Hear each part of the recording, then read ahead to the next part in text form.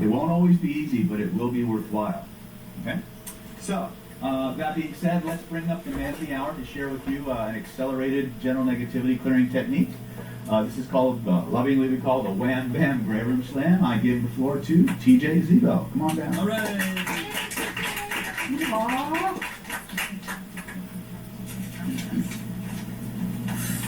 Now, for those of you that weren't here during lunch, give you a little background on this. I got this download because of the 3x3 protocol.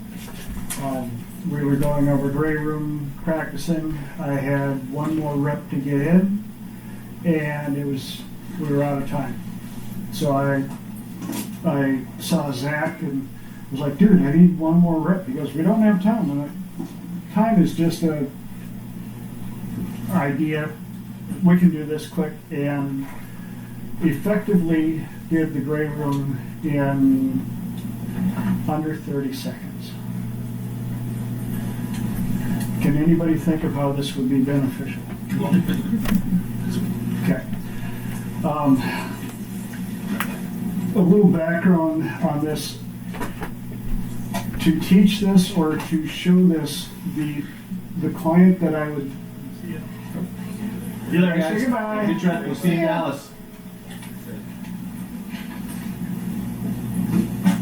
To do this, you have to, the person who I teach this to has had to have done gray room a minimum of 4 times. Because it's really hard to rush somebody through something that they haven't experienced enough to know, to be able to follow it. I was going to say, do I have a volunteer? He's like, Yeah, I was the one asking him about this. right? So I'm going to... You want a taller chair, or is that good enough? This should be good enough. I'm going to grab you another chair other than that one. Now, the application that I use this for a lot, for some people that have sleeping issues, once this is set up, you have the ability now to do it on your own, just before you go to bed. A lot of people don't want to do certain processes because they're like, oh, I gotta prep myself, and I gotta go into trance, and then I just want to go to sleep, but blah, blah, blah. Well, if you can do this for yourself in under 30 seconds, why wouldn't you? Right? But to set it up, I first have to get the subconscious to understand that you can do things this quickly. And the way I came up with it is, I'll demonstrate it here. Can you guys see okay? Okay, out of curiosity, is there a movie that you have seen so many times that if you were to just blip past a doorway and it was on TV, you would not only recognize the movie, you would know what part of the movie is being played? Heat. Okay. Is it all right if I touch your arm? Okay. So we're gonna, what this is gonna be, this up here. This will be the very beginning of the movie. Right here is the end credits. Okay? And how long is the movie Heat, approximately? A little over 2 hours. Perfect. Close your eyes. Now the movie starts, and it's playing along, and what happens here? They're casing for a truck, a trash truck. They're casing for a trash truck. From the town. Okay. And we move forward. And what happens here? In the parking lot with Wayne Road, they try to throw him in the trunk and he gets away. Perfect. And now we're going to rewind a little bit. What happens here? The actual heist of the truck, when they killed the guards. The actual heist. Okay. Okay. And move forward again. What happens here? At the, he's at the hotel before he's getting away, robbing the jail, trying to get Wayne Road for killing his boys and ratting them out. Okay. And end credits. Okay, so now you're ready for this. Here we go. The movie starts and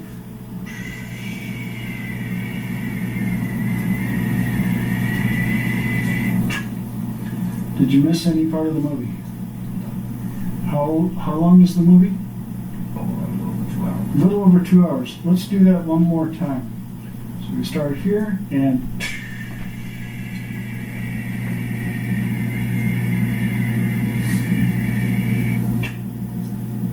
did you miss any part of the movie? No. Open your eyes and look at me. Understand that you just effectively watched a 2-hour movie, a little over 2 hours, twice. Didn't miss any part of it. You did that twice in under 30 seconds. How many times have you done the gray room? About 7, 8 times, so you know the process, everything? Would you like to do the gray room in under 30 seconds? Sure. Okay. When the second hand gets to the top, ready, and down. You're going down the elevator, you can see the letters disappearing. You're at the bottom of the elevator. In front of you is the pathway to a door. You go in through the doorway, you're in an egg-shaped room. In the center is a fire pit. You look around the room, you have the positive things and the less than positive things. I want you to grab all the less than positive things. We're going to throw them into the fire. See the flames rise up, feel the energy dissipating, see the smoke rising up through the top. Feel all the new, beautiful, great energy is soaking into you, no longer held back. Soaking in, filling you up, and coming back in 3, 2, 1. Open your eyes, notice how good you feel.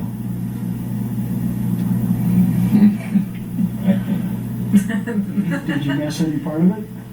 How you feel? Feel good? You did the entire gray room in 37 seconds? For the very first time? Yeah.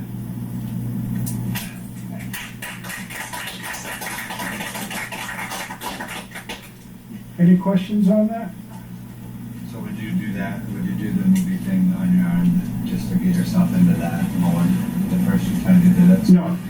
The movie mode, that is there.